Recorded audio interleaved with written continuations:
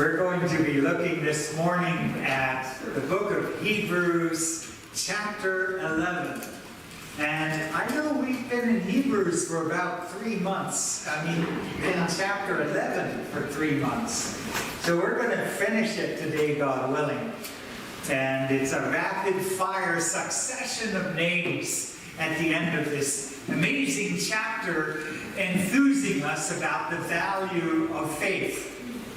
A lot of people have a lot of faith in a lot of different things. A lot of people have a lot of different ideas about what is out there in the world, and what really has happened, why we exist and so forth. That's all out there. But here in the book of Hebrews, we have very much the picture of what real faith is like. Real faith where the rubber hits the road. And these last names in the book of Hebrews chapter 11, while they are given in far less detail, they're just given as a list of, look at all these people. Nevertheless, they are a list that can really make us think about where we are as believers in our relationship to God. Before we do that, I thought I'd make a couple notes about this special day that we are at right now. As you've noticed, there are some special Hanukkah lights at the front and Hanukkah lights in the aisles. Obviously, everyone here is celebrating Hanukkah. Well, that's actually not quite the case. Tomorrow will be the 25th of December. The church will be gathering here, and there will be Christmas carols galore, and it'll be a wonderful time of celebration. And as believers in Messiah, we know they won't be focusing on the traditions so much, which kind of come with it, but they will be focusing on Yeshua, Jesus, the Messiah, the one who came not just for Israel, but for all the world. We often ask, why is it that they have picked the 25th of December? And there are some hints in history.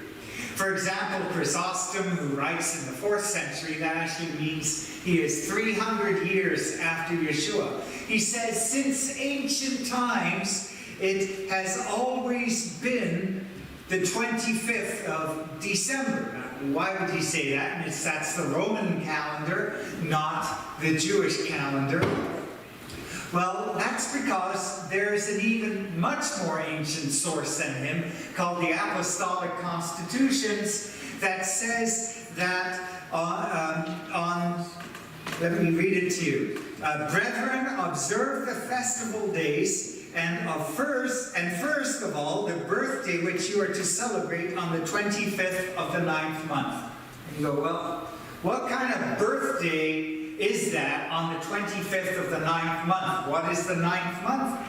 Well, it so happens that the 9th month is the month of Kehillath. Not December, but Kehillath, the Jewish month. The 25th of the 9th month is also the day on which Hanukkah begins. That is the start of Hanukkah. And so it is that Alfred Edersheim suggests that maybe Yeshua was born on Hanukkah. That might disappoint some of you who might follow that other theory promoted by a German theologian originally, Kasser, that says that maybe Yeshua was born on Sukkot. But nevertheless, this theory says, well, maybe actually he was born on Hanukkah, on the 25th of Kehillath. So that's interesting. That's just one little point. We really don't know these things, but we can speculate a little bit. But we do know something important happened. Yeshua was born. At his birth, though, there's also another small but important fact that we get from the Mishnah. The Mishnah is the writings that record the sayings and teachings of the rabbis who lived in Yeshua's day. The Mishnah gives us many ancient details about exactly how the temple services, for example, were conducted. How were they done? How were the spices made for the temple, for the incense, for example?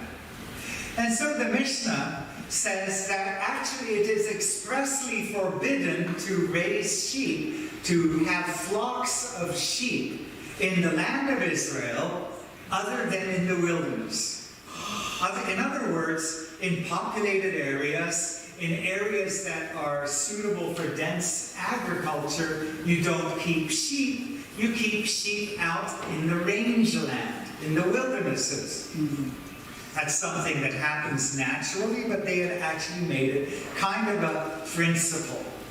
That means that if it is something that they had actually made a principle in their day, it would be very uncommon to see flocks of sheep in a place like Bethlehem. Why would sheep be in Bethlehem? The reason is that in Bethlehem, flocks were kept for the sacrifices in the temple, which was close by. These sheep that were kept in Bethlehem were sheep that were being kept so that they could be sacrificed. It's interesting then that the shepherds that seemingly, and this we're putting two and two together here, getting four, hopefully, we don't know for sure, but it seems to be that these are the shepherds looking after those sheep that are the ones to get the declaration from the angels that God has sent his Son. And we know from elsewhere in Scripture, his Son is the Lamb of God who takes away the sin of the world. And this sheep, that is also destined for sacrifice, was born in Bethlehem, the house of bread. We just celebrated his body, bread broken for us. And so we see that there are quite potentially things that we'll find out the answers for sure when we are in the Olam Haba. And we can get it authoritatively from those who will be able to teach us, such as the Lord himself, what the facts of this actually are. But it does seem that actually it is no accident that Hanukkah occurs at this time, and that Yeshua was born in such a place as Bethlehem, not only because it is the royal city, not only because it is the city that is the house of bread, Beit Lechem, but also because it is the city in which the sheep were kept and raised that were going to be destined for sacrifice in the temple. God is the author of history, and I do not doubt we will find out more wonders as time goes on in the world to come of what God has done in history. So this brings us to the issue of faith in Hebrews chapter 11. We can have faith in that which we know. When we get into history in general, we think we know, we can put two and two together, we can figure things out like we have just done. But those are hills, as people say, hills that we want to die on. But there is a hill we want to die on, so to speak, that is to do with our faith in Yeshua HaMashiach. And we read that even before he was revealed, before people knew who he was, there were nevertheless those who had this unshakable faith in God that could not be moved, and that they were willing to make a sacrifice for. And we have a list of these people in Hebrews 11, verses 30 to 40. And I'll read the first 4 or 5 verses. By faith, the walls of Jericho fell down after they were circled for 7 days. By faith, Rahab the prostitute did not perish with those who were disobedient, because she welcomed the spies with shalom. And what more shall I say? For time would fail me if I tell of Gideon, Barak, Samson, Jephthah, also of David and Samuel and the prophets, By faith, they conquered kingdoms, administered justice, obtained promises, shut the mouths of lions, quenched the power of fire, escaped the edge of the sword, were made strong out of weakness, became mighty in war, and made foreign armies flee. These are great people of faith, and because of their faith, God was able to use them in remarkable and mighty ways. These are people such as Joshua, but not Joshua alone, but also all the people of Israel who had developed their faith in God and who had developed enough faith in Joshua that he heard from God that they were willing to remain celibate for 7 days, to keep purity and wash themselves for 7 days, to walk around the city of Jericho making fools of themselves for 7 days, because they trusted that their God was greater than the gods of the Canaanites, to whom these Canaanites were praying and worshiping, that their God was going to do something. They were people of faith. They were people who maybe had their doubts, but despite their doubts, there they were, walking around the city of Jericho. And you can go to Jericho today, and you can see those walls that are fallen down, and you can see that God did a mighty work there. Of course, those walls are now about 10 feet underground. You go down, and there's a dig, and there are those broken down walls. Those walls fell down.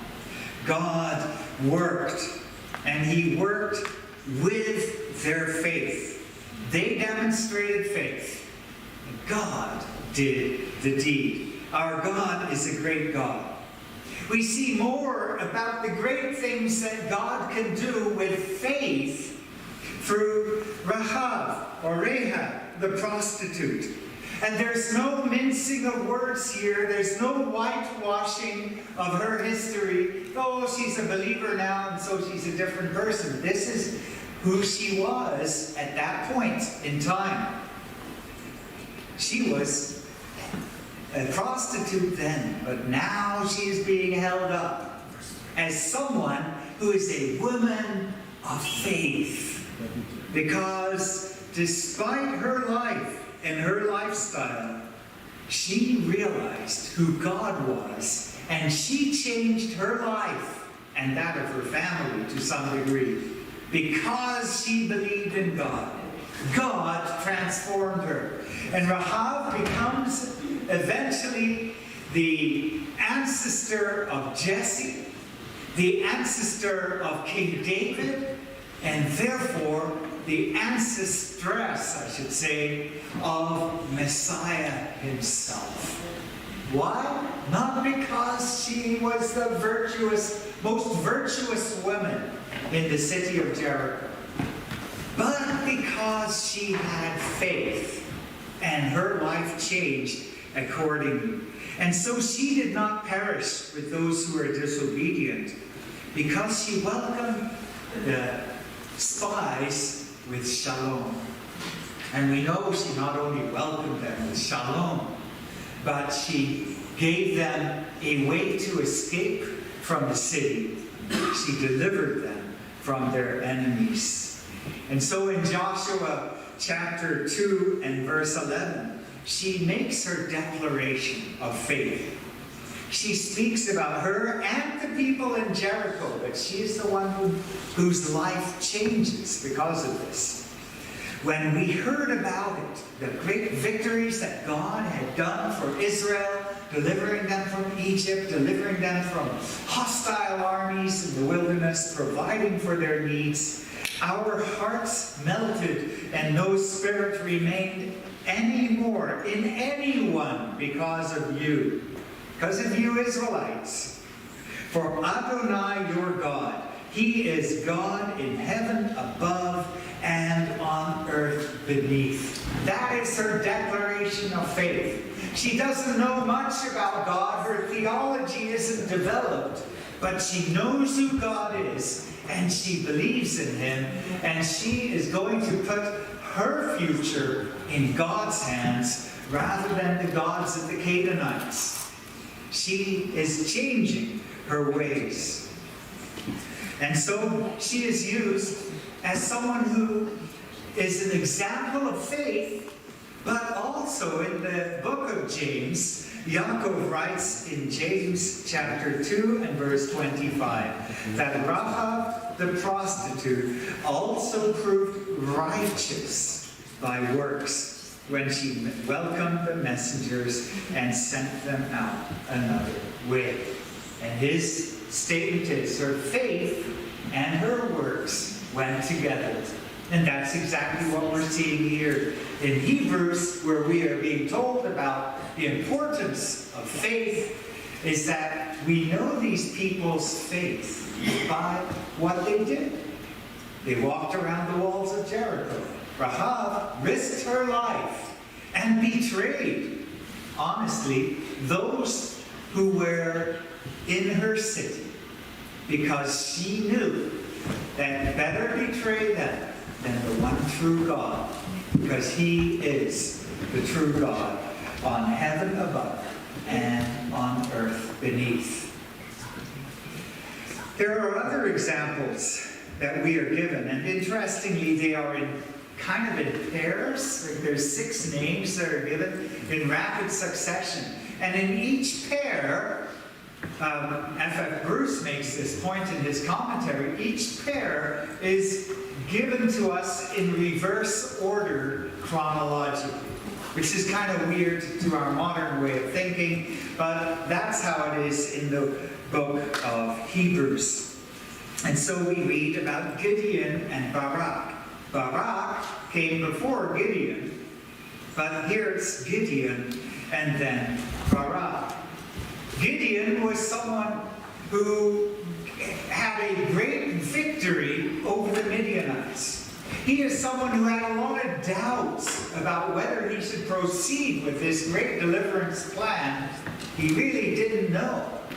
He asked God to demonstrate to him multiple times with the fleece.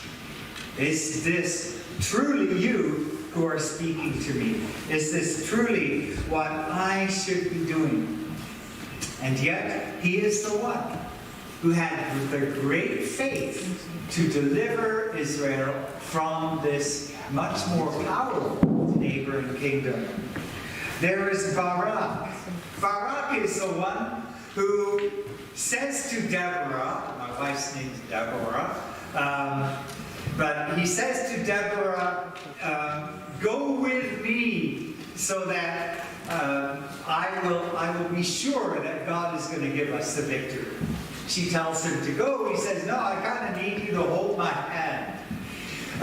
He's not someone who has absolutely unshakable faith, but he has enough that with some reassurance that God is with him, he is going to go and he is going to deliver the children of Israel once again. And so there's that great victory over Sisera, and he never gets the crowning glory of any military leader, which is to actually apprehend the leader of the foe. So it's not him who kills Sisera, but it is a woman, as Deborah says it. But nevertheless, here he is as a man of faith.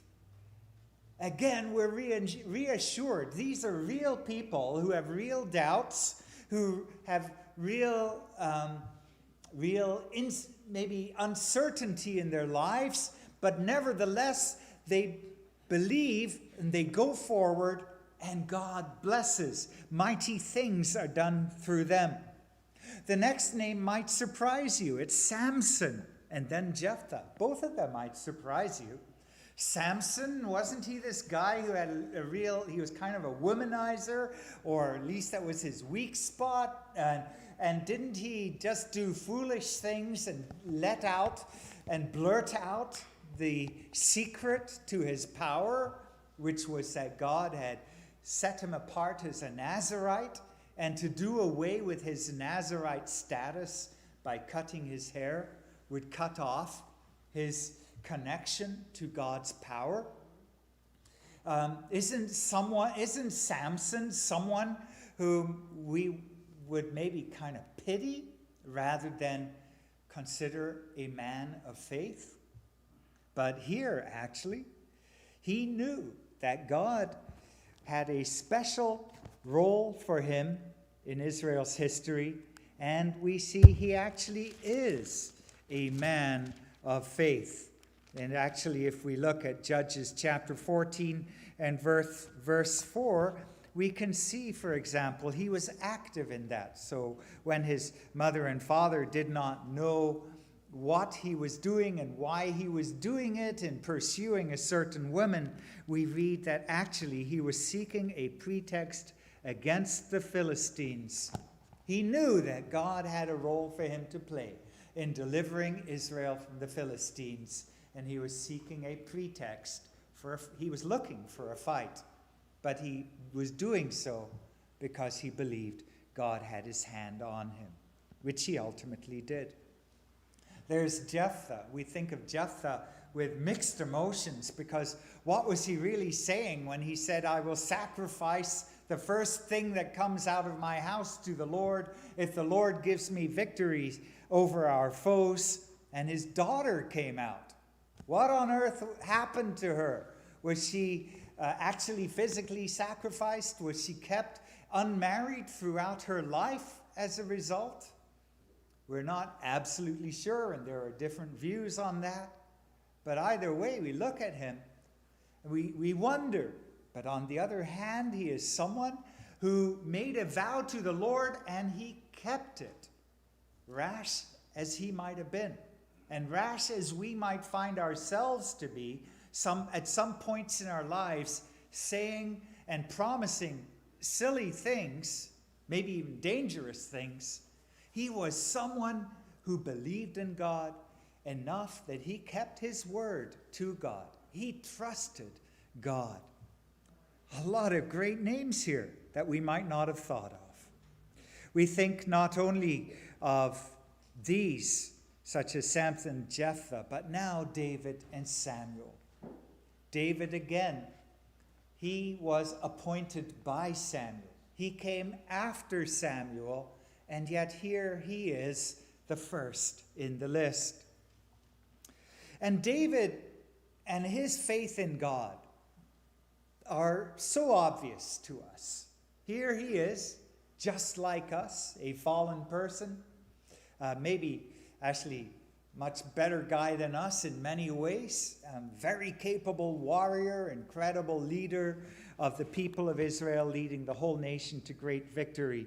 But not only so, not only just someone who loves the Lord when things are, when he's going through life, but even at the very end of his life, in 2 Samuel chapter 23, we see his faith.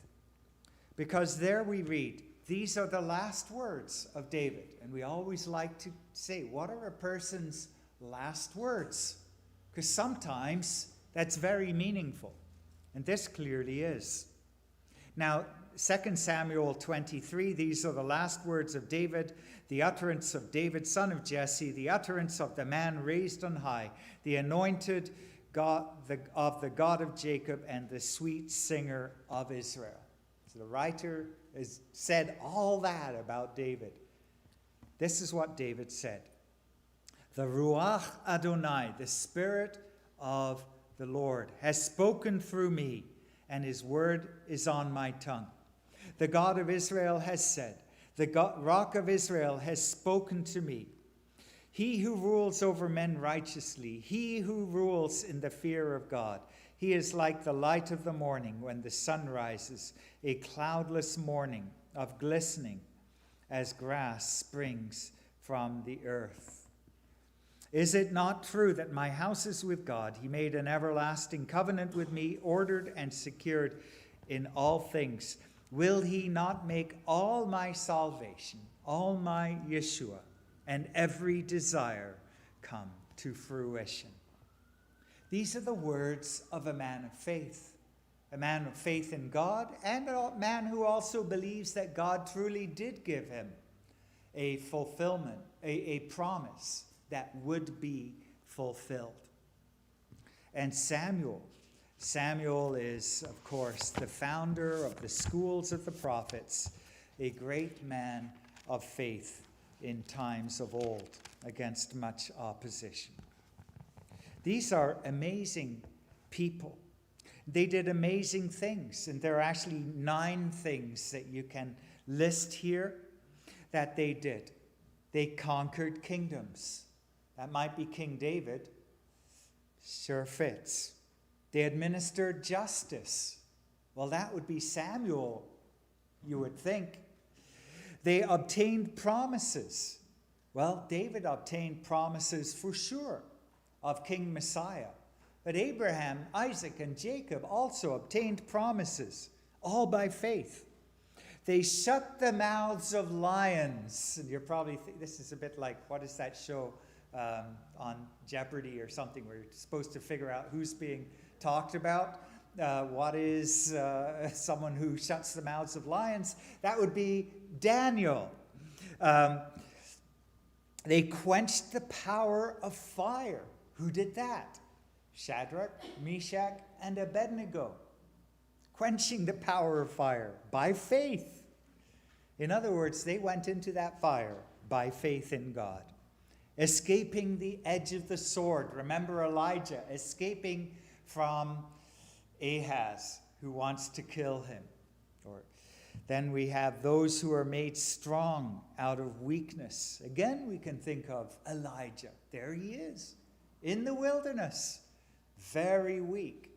But after the Lord restores him, he comes out strong once again. Those who became mighty in war.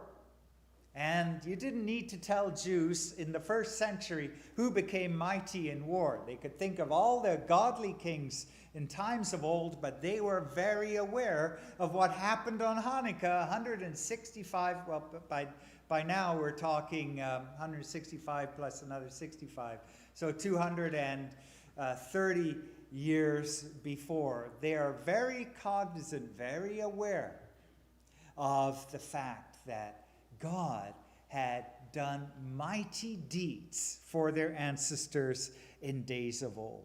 And those ancestors of theirs made foreign armies flee. That's all very clear. Hanukkah kind of comes into our passage quite easily at this point. But it's not always that easy. Perhaps the 10th item is women received their dead raised back to life. And we think of the widow who lost her son, and Elijah went and prayed for that boy that he might come back to life. God was merciful because of her faith. But also perhaps that 10th item relates to the things that we go through because of our faith. Because after listing all of these wonderful things that faith has enabled God to do in our world, we're also given another story. This is not a false doctrine, name it and claim it. Everything's going to be great. You just have enough faith and that Cadillac will appear, or nowadays that Tesla is going to appear in your driveway. That's not what this is. Now we are being told there are people who've gone through a lot because of their faith. And some of them are going through a lot because of their faith. And some of us have, or are, or will go through a lot because of our faith. Having people die on us, the dead raised back to life in this case, but others were tortured, not accepting relief. The word for torture is a word that, it's a specific word that is used of someone who is being strung up on a rack, stretched, and then beaten to death. It's a word, again, that's kind of connected to Hanukkah and kind of connected to the men of old who resisted the orders of Antiochus Epiphanes so that they might serve God with all of their heart. There is the story in 2 Maccabees chapter 6 of Eleazar, who is an aged person. He's an elderly man. And Antiochus's forces seek to make him eat pork. And they put pork in his mouth and he spits it out. And he knows what the penalty will be for that. For that, he is tortured. The same word. He is stretched out on a rack and beaten to death. He chose to die, Maccabees says, die gloriously, rather than be stained and live with the stain of having partaken of such an abomination. He spit it forth, Maccabees says, and came of his own accord to the torment, the torture. Some people did this, and that's what we read in verse 35. They were tortured, not accepting release, not accepting the easy way out. He could have said, Pikuach nefesh, for the sake of a life, it is permissible to break most commandments. One, obviously, that you cannot break is, for example, committing capital murder. Another one is sexual unfaithfulness. These are things you cannot do, even to save a life. But here, they did not accept release. They did not seek the easy way out. He didn't say, oh, I'll just eat that pork. That was something that the people of the book of Hebrews would have known well. These are the stories they grew up with. They were the, in Shabbat school, kids grow up with stories and they remember those later in life. These are the basic fundamental things that everyone knew about. They knew about Eleazar. On top of that, there were others who by faith experienced the trial of mocking. And we've just remembered again Messiah's sacrifice for us. And one of the things he had to endure was people mocking him as he gave his life for them. That must have been hard to endure. And on top of that, scourging. And certainly Yeshua and others had been whipped and scourged. There were some who clearly were in chains. We see that verse 36. Yes, even chains and prison. They all would have known about Rav Shaul, the Apostle Paul. They would have known about what he went through in chains and in prison. But frankly, what he went through as a Roman prisoner was not what some of them might have gone through that might have been even far more grievous in being in chains and in prison, because Paul was granted some privileges as a prisoner. Not everyone was. But there are those who, by their faith, nevertheless endured all of that. It's kind of scary stuff. No easy gospel here. This is the real deal. By your faith, by believing in Messiah, you actually might be in more trouble than you were before. Some people were stoned. And the most immediate person we can think of at this point is Stephen. Stephen in Acts chapter 7 is stoned to death because of his faith. But also there's a tradition recorded later than this, though, but a tradition that Jeremiah too was stoned in the land of Egypt for his faith in God. Others were sawn in two. And the ascension of Isaiah, which was written around this time, says, when Isaiah was being sawn asunder, some people say he was put in a tree trunk, a hollow tree trunk, and then the tree trunk was sawn in half. And that is how he was murdered. Isaiah, it's in this Ascension of Isaiah, this ancient book. It says, when Isaiah was being cut in two, Balkira stood up, accusing him, and all the false prophets stood up, laughing and rejoicing because of Isaiah. Well, again, we don't know absolutely for sure that this is how Isaiah died. But certainly they knew of people who had been killed in this way. And perhaps they knew this tradition, that this is what happened to Isaiah. Others were murdered by the sword. They went around in sheepskins and goatskins. They would have known about those who did so, who were destitute, afflicted, and mistreated. This is a tough road for people with faith. God can do an awful lot with faith, both in terms of mighty deeds, but God can also, through our faith, bring us through some very, very deep waters. He can bring us through great trials. And that's where we know we have faith, because when you come to the other side, whether it's a great thing that's wonderful that God has done, or whether he has brought us through deep waters, our faith has been proven. And this is the message to the people in Jerusalem, or those who have fled from Jerusalem at this point in the book of Hebrews, is hold on to your faith. You don't know which of the two it's going to be. None of these people knew what their faith was going to result in, but they believed. And so this is our conclusion.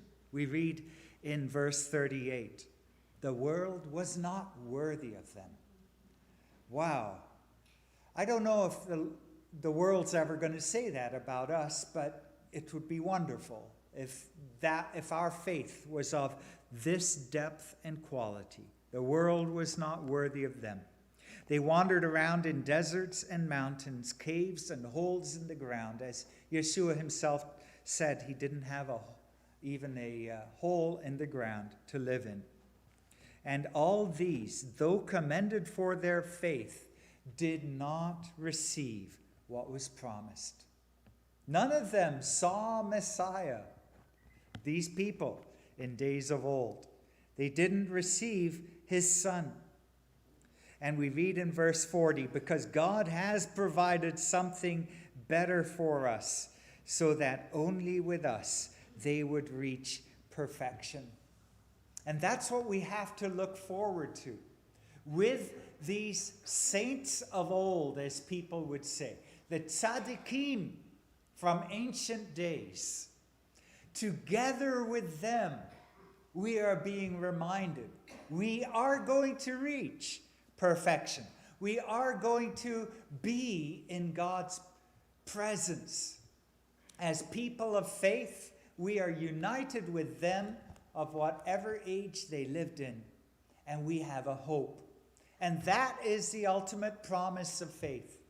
Whether it is the great and mighty, wonderful things that God has done through faith, or the great and amazing things that God has brought us through by faith, when we come into the world to come in God's presence, we do so in the company of this great host of people, broken people like us, people who've made mistakes and who have fallen, but have picked themselves up and have lived lives of faith.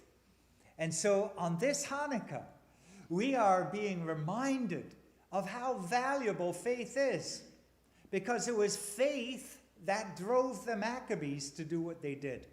They believed that God had called Israel to live a certain way, and they were not going to allow a foreign ruler to take them away from the ways of God. That was their commitment in that day. And that's what's hinted at in this passage. They were people who had faith.